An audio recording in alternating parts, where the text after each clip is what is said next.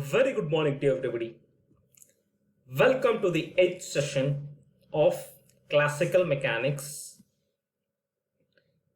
In the last session, we have discussed the applications of Lagrangian equations for some of the constrained motions.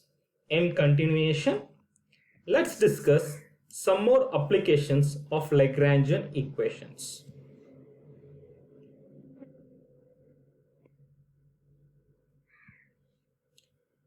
The Lagrangian equation of a motion is given by d by dt of dou L by dou Q dot J minus dou L by dou Qj is equal to Qi, which is a general form of Lagrangian equation.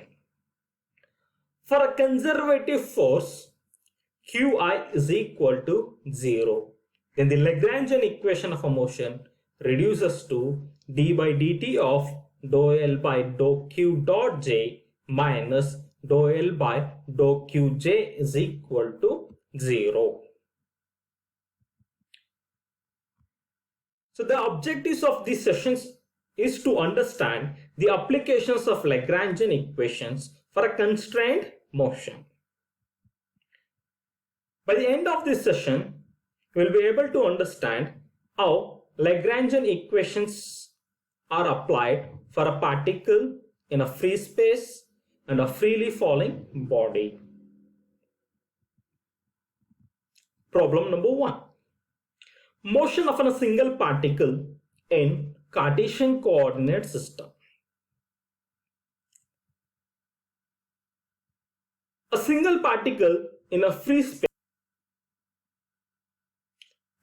space has 3 degrees of freedom. Let x, y, z be the Cartesian coordinates of the particle. Then the velocity of the particle of mass m along x, y, z axis will be x dot, y dot and z dot. We know that for a conservative system, the Lagrangian equation is given by d by dt of dou L by dou Q dot J minus dou L by dou Qj is equal to 0.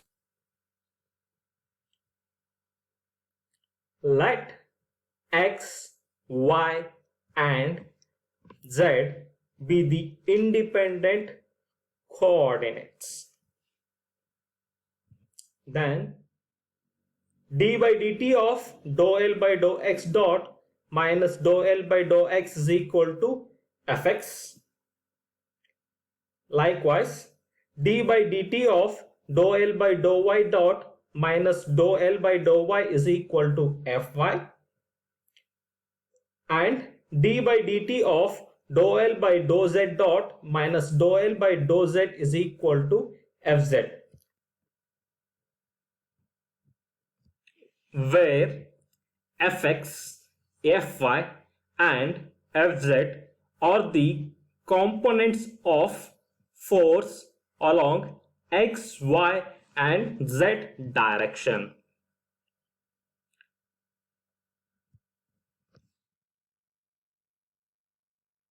Differentiating L term with respect to x dot, it reduces to mx dot.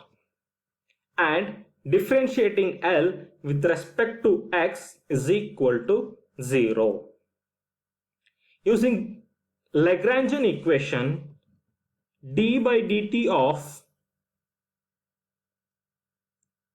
mx dot is equal to fx. On differentiation, it reduces to mx double dot is equal to fx. Likewise, for y component, the differentiation reduces to my double dot is equal to fy. And for z component, reduces to mz double dot is equal to fz. In vector form, it is given as mr double dot is equal to m of x double dot I cap plus y double dot j cap plus z double dot k cap.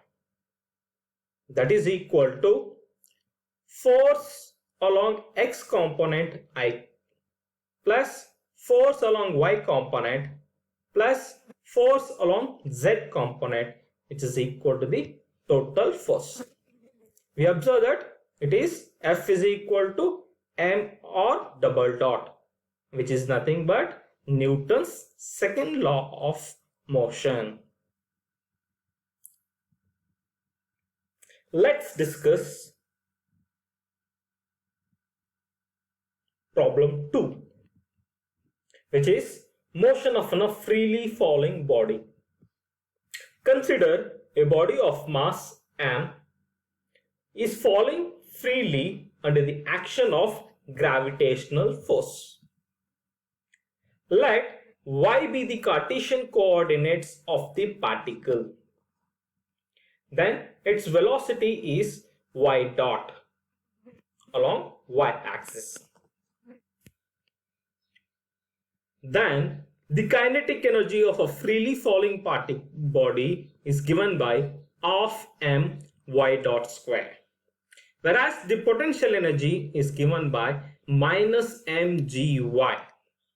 We know that Lagrangian is equal to kinetic energy minus potential energy.